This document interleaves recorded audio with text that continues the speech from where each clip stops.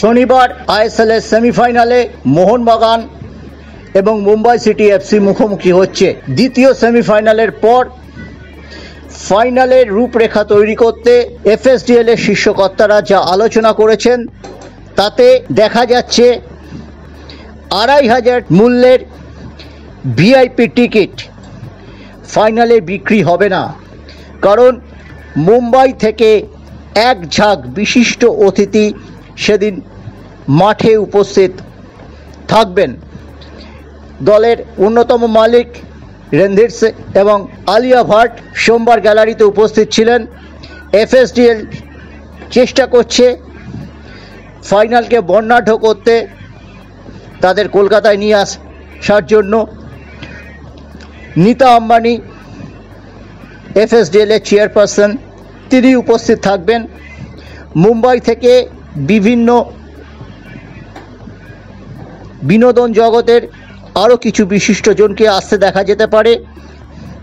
ফাইনালে আগে একটি প্রেস কনফারেন্স হবে বাইপাসের একটি 5 তারা হোটেলে।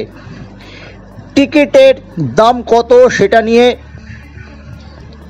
চর্চা চলছে কলকাতার ফুটবল অনুরাগীদের মধ্যে। আপাতত যা ঠিক হয়েছে তাতে 3 ধরনের টিকিটের দাম নির্ধারিত হতে চলেছে: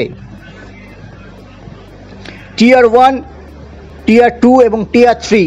টিয়ার 1 এর দাম সবচেয়ে কম হচ্ছে, মিডল টিয়ারের দাম সবচেয়ে বেশি হচ্ছে, আর টপ টিয়ারের দাম মাঝামাঝি হচ্ছে।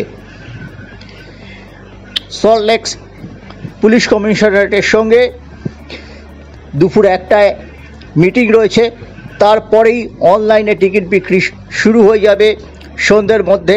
কাউন্টার সেল করার একটা পরিকল্পনা আছে, কিন্তু কত টিকিট বাঁচে, কীরকম ডিম্যান্ড থাকে অনলাইন বুকিংয়ে, তার উপরে সব কিছু নির্ভর করছে। টিকিটের ন্যূনতম দাম কিছুটা বাড়তেও পারে। এখন দেখা যাক সুচারুভাবে এফএসডিএল কর্তৃপক্ষ এই মেগা ম্যাচটি সংগঠন করতে পারে কিনা, সুষ্ঠুভাবে টিকিট বন্টন করতে পারে কিনা। মোহনবাগান এসজির কর্মকর্তাদের ধারণা 62-63 হাজার লোকই হবে, যেটা আমরা মুম্বাই ম্যাচে এবং গত রবিবার উড়িষ্যা ম্যাচে দেখেছিলাম।